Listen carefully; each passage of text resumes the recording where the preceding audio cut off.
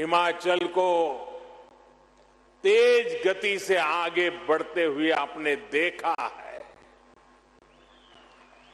जयराम जी और उनकी परिश्रमी टीम ने हिमाचल वासियों के सपनों को पूरा करने के लिए कोई कोर कसर नहीं छोड़ी है। इन 4 वर्षों में 2 साल हमने मजबूती से कोरोना से भी लड़ाई लड़ी है और विकास के कार्यों को भी रुकने नहीं दिया। बीते 4 सालों में हिमाचल को पहला एम्स मिला।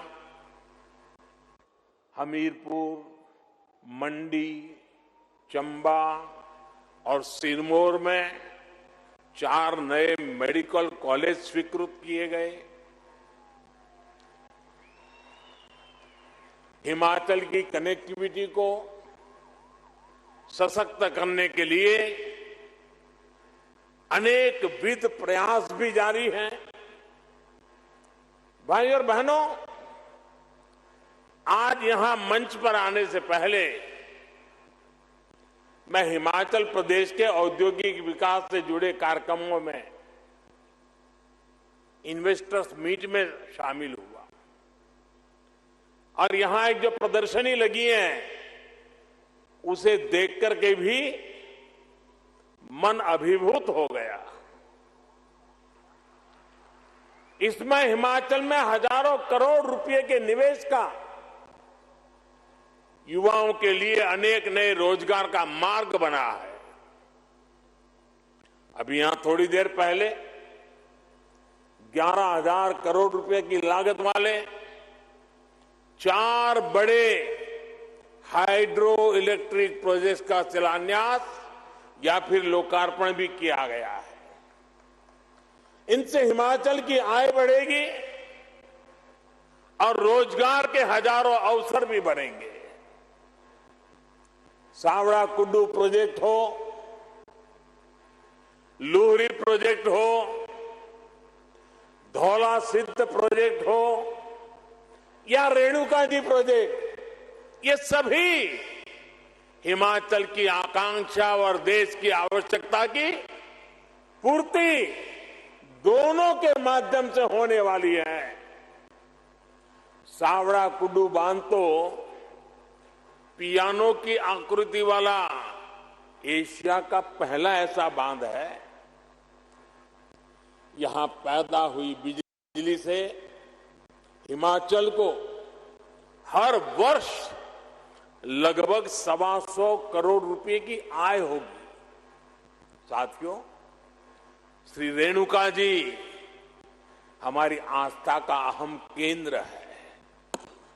भगवान परशुराम और उनकी मां रेणुका जी के स्नेह की प्रतीक इस भूमि से आज देश के विकास के लिए भी एक धारा निकली है। गिरी नदी पर बन रही श्री रेणुका जी बांध परियोजना जब पूरी हो जाएगी तो एक बड़े क्षेत्र को इससे सीधा लाभ होगा।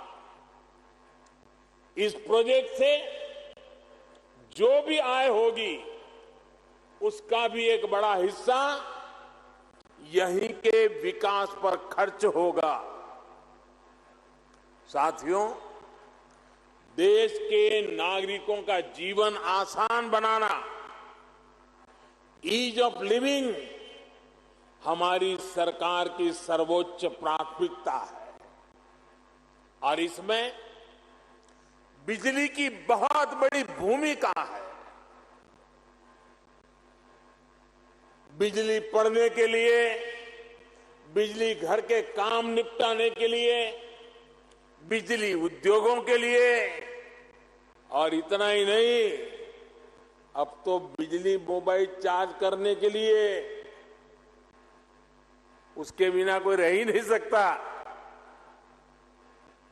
आप जानते हैं हमारी सरकार का ईज ऑफ लिविंग मॉडल पर्यावरण के प्रति सचेत और पर्यावरण की रक्षा करने में भी मदद कर रहा है।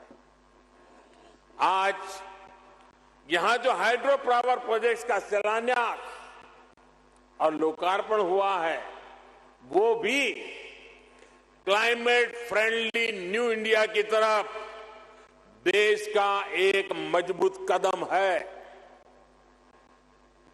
आज पूरा विश्व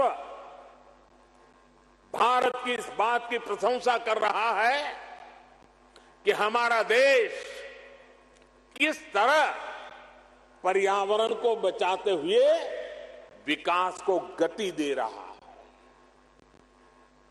सोलर पावर से लेकर हाइड्रो पावर तक, पवन ऊर्जा से लेकर ग्रीन हाइड्रोजन तक, हमारा देश रिन्यूएबल एनर्जी के हर संसाधन को पूरी तरह से इस्तेमाल करने के लिए निरंतर काम कर रहा है। मकसद यही है कि देश के नागरिकों की ऊर्जा जरूरतों को पूरा करने के साथ पर्यावरण की भी रक्षा हो और भारत अपने लक्ष्यों को किस तरह प्राप्त कर रहा है, उसका एक उदाहरण देश की बढ़ती इंस्टॉल इलेक्ट्रिसिटी कैपेसिटी भी है। साथियों, भारत ने 2016 में ये लक्ष्य रखा था कि वो साल 2030 तक अपनी इंस्टॉल इलेक्ट्रिसिटी कैपेसिटी का 40% नॉन फोसिल एनर्जी सोर्स से पूरा करेगा। आज हर भारतीय को इसका गर्व होगा कि भारत ने अपना ये लक्ष्य इस साल नवंबर में ही प्राप्त कर लिया है।